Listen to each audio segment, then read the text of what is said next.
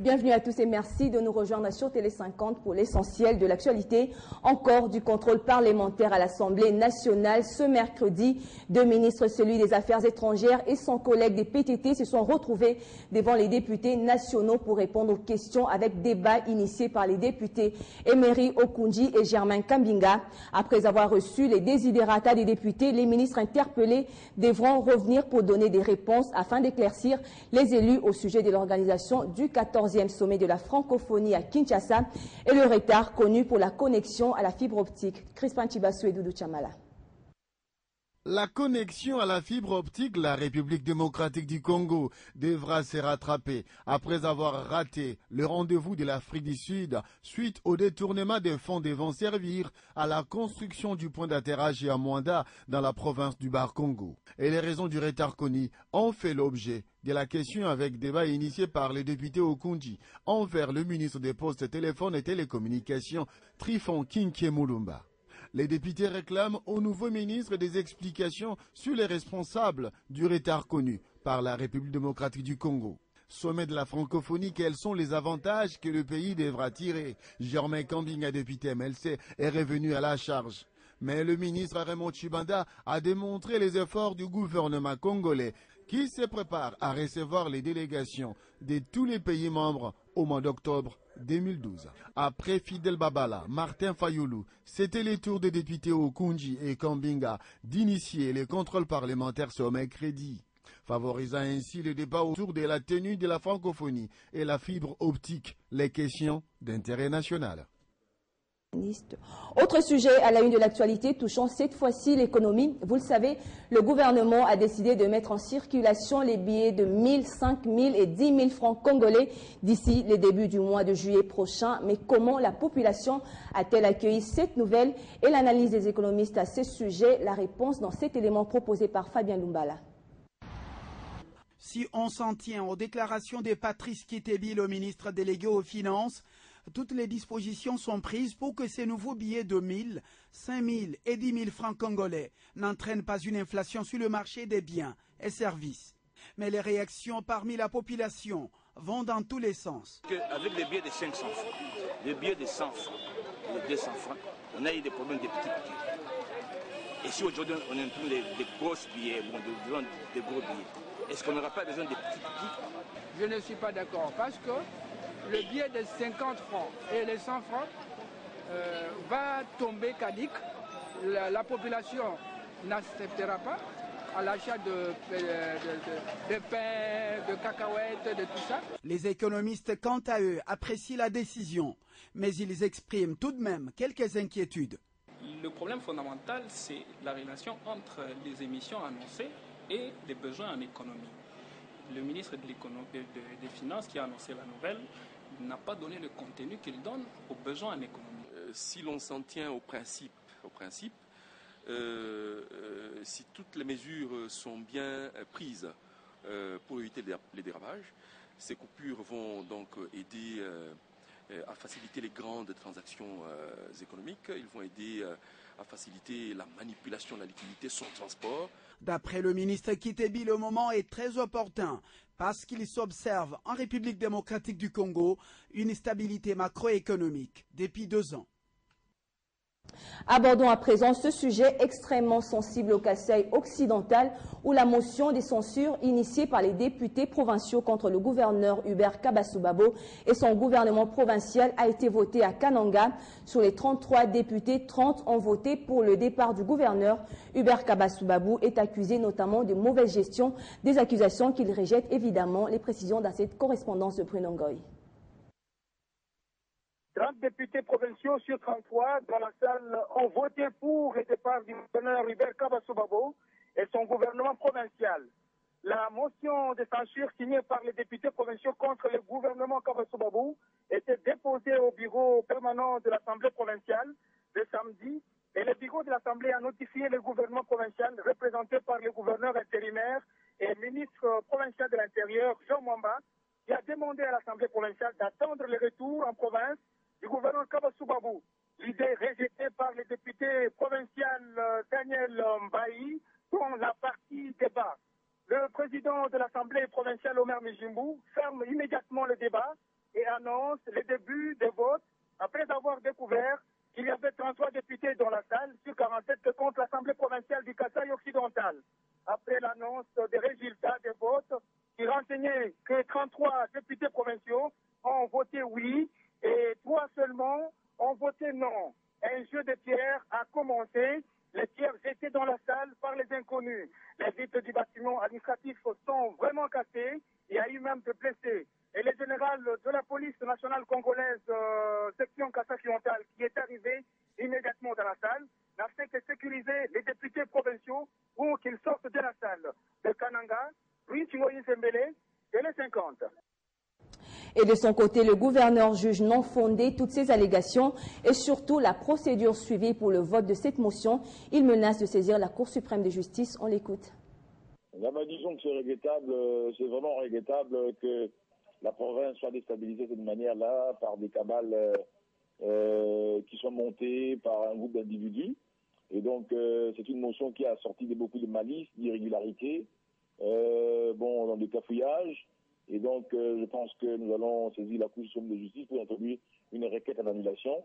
Voilà en ce qui nous concerne. Donc, c'est regrettable que la province, de manière répétitive comme ça, quand on veut relancer les choses, que certains esprits mesquins puissent initier comme ça des schémas machiavéliques pour déstabiliser, quoi. Et donc, nous allons démontrer d'abord que sur le plan du fond, la motion a été fissurée complètement. Et maintenant, voilà, ils ont continué également dans les incohérences avec une démarche irrégulière qui a été boycottée par plus de 15 députés, qui ont fait d'ailleurs une conférence de presse pour démontrer que le vote n'a pas eu lieu régulièrement. 6 personnes ont commencé à voter, puis il y a eu des bagarres, et puis ils sont sortis et pour venir déclarer qu'il y a eu vote de 30 personnes, ce qui n'est pas sérieux, quoi.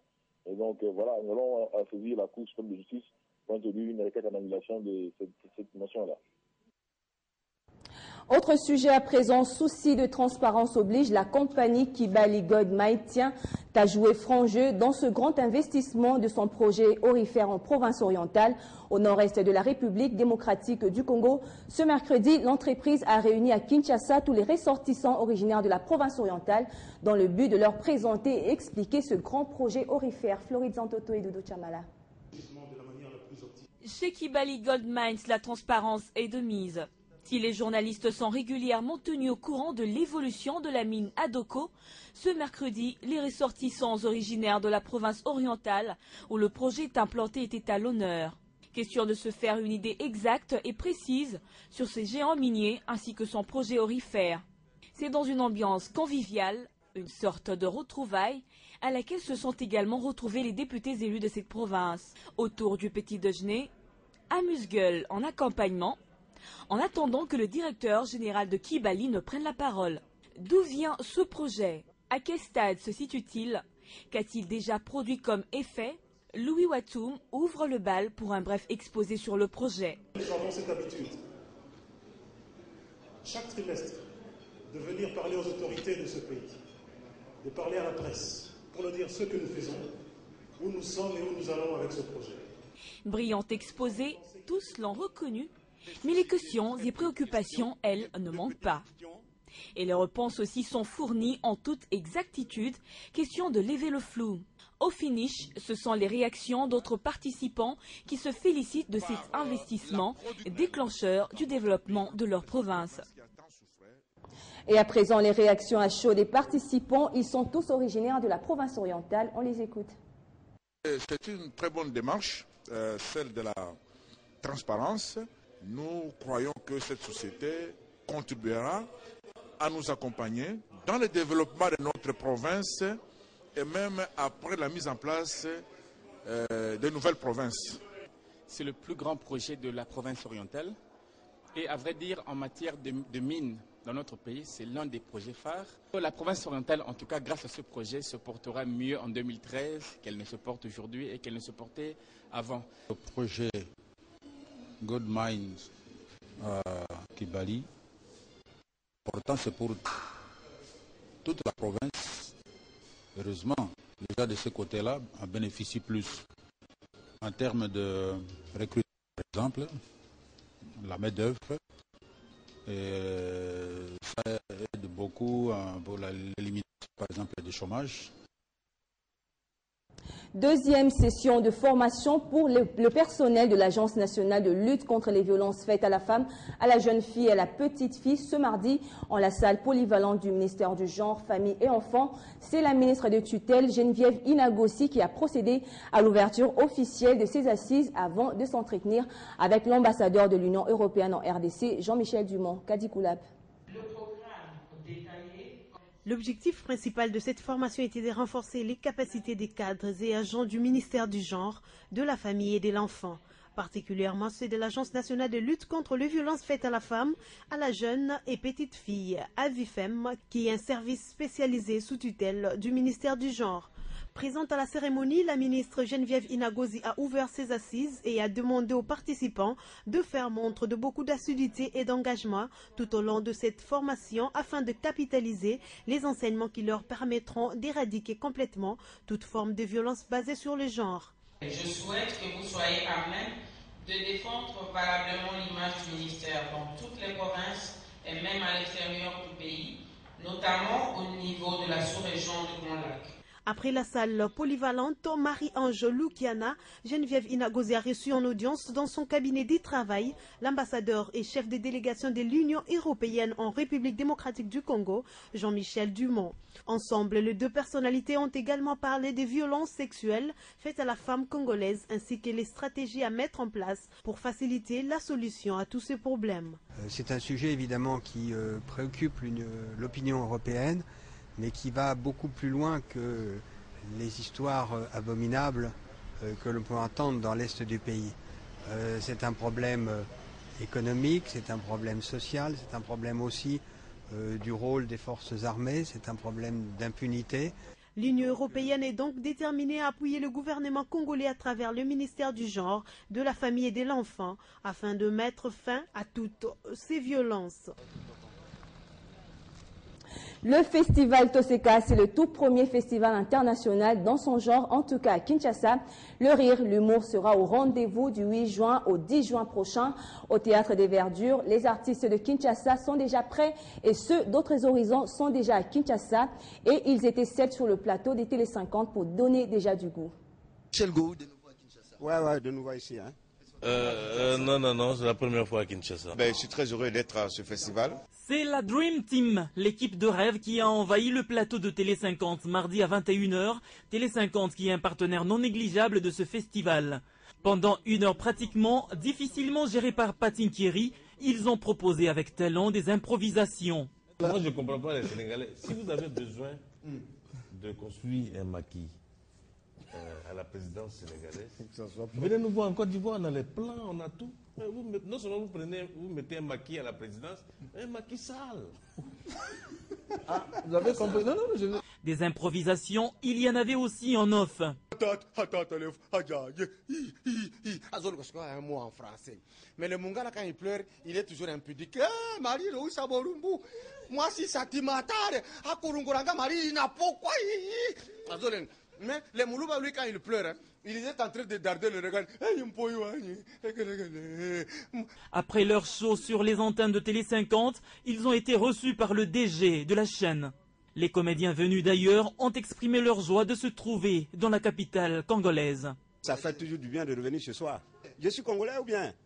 Je suis panafricain, je crois que c'est ça, ça doit se résumer à cela. On ne doit pas rester seulement congolais ou bien gabonais ou bien camerounais ou bien ivoirien. Moi, je crois qu'on doit prôner l'africanité.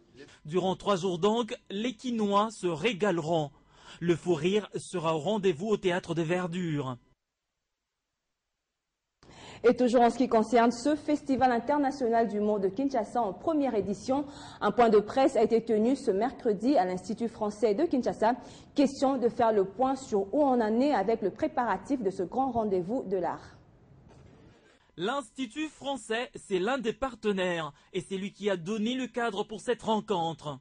C'est un point de presse de confirmation et les grosses pointures de l'humour étaient présentes comme pour enfoncer le clou. Selon les organisateurs, le Festival international d'humour est prêt à être consommé. Le site en réhabilitation depuis quelques semaines est déjà prêt à accueillir la manifestation. Aujourd'hui, il ne nous reste qu'à réhabiliter les gradins.